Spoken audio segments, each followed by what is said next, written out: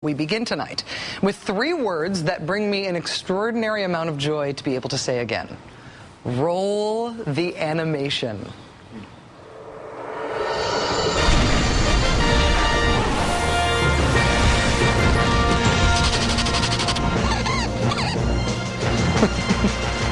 Yes, it's that time of year again. We are now precisely 2 weeks away from election 2009, when voters across very specific parts of the country will take to the polls to vote in some local and statewide elections. And some of these elections have gained national attention, like the very highly anticipated governor's races in New Jersey and Virginia. For the country as a whole, these races are important to the extent that they are bellwethers, real-world indicators of what's going on in American politics. And if today's crazy news about one of these bellwether races is anything to go by, what's going on right now in American politics is absolute chaos on one side of the political spectrum. The race in question is to replace the upstate New York Republican Congressman John McHugh. John McHugh needs to be replaced because he's been appointed by President Obama to be the new Secretary of the Army. Mr. McHugh's district is described by the local paper there as one of the most reliably Republican seats in the nation. Parts of the district haven't been represented by a Democrat since before the Civil War, when Democrat Francis Spinner was elected all the way back in 1854.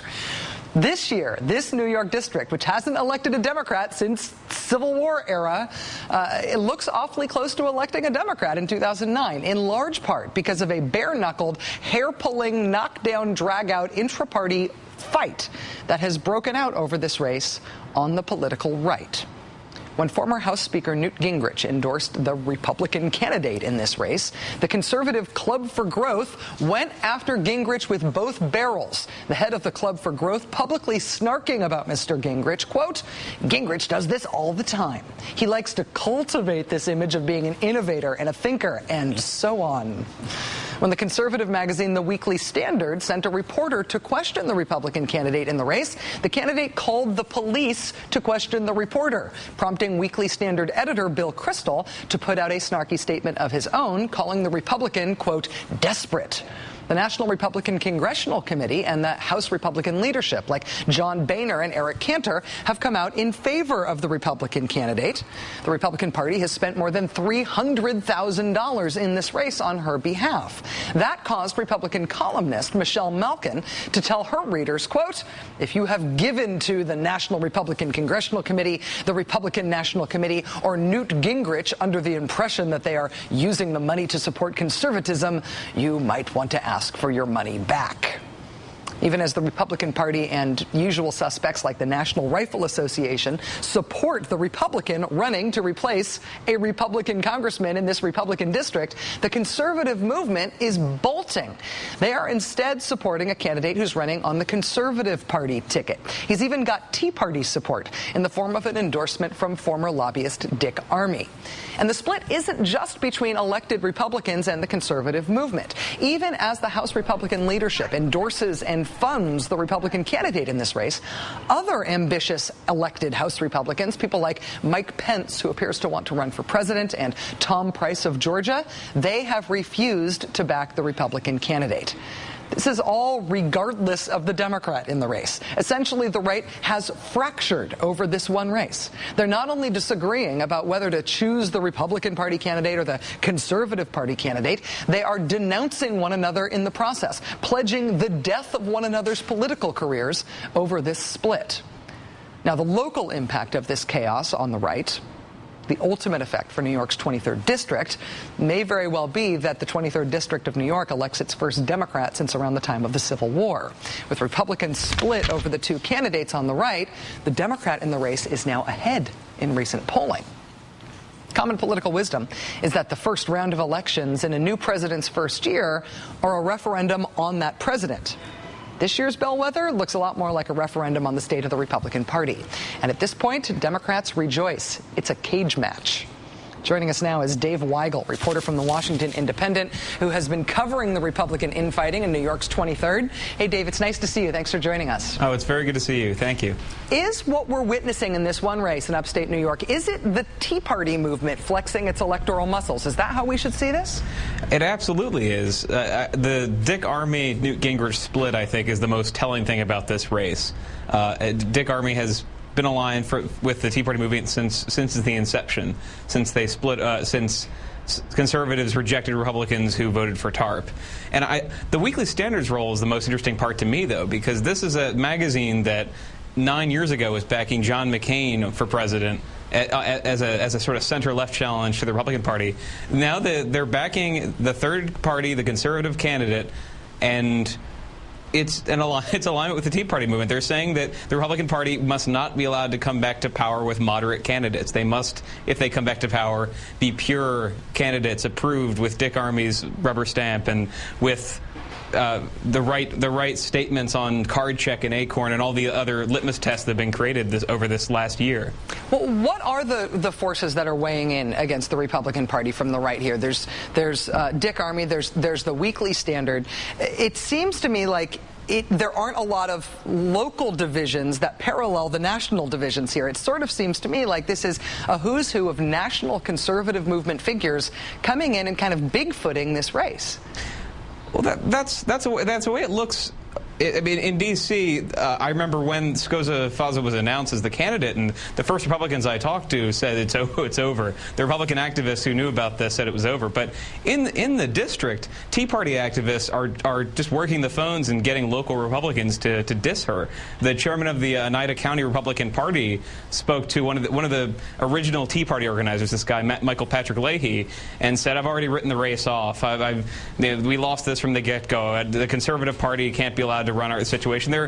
It's a very organic fight. I mean, as much as national conservatives are organizing around this, the Tea Parties have always pounded their chests about independence and not being Republican Party pawns. And this is the most extreme case you've seen of that. They're willing to make a Republican go down with the ship, locally and nationally, if it proves the conservative movement is independent. Well, what do you think the national waves of this would be? I mean, local Republicans in this district thought they needed a moderate Republican to win in this district. If conservatives, whether they be local, as you point out, or national, as we're also seeing, if conservatives force that moderate Republican candidate out of the race who local Republicans chose, what are the ripples? What's the impact nationally? Republicans are pretty confident that they're going to win the Virginia governor's race. They're going to sweep in Virginia, they think. So they're ready to spin the day after the election that conservatism won.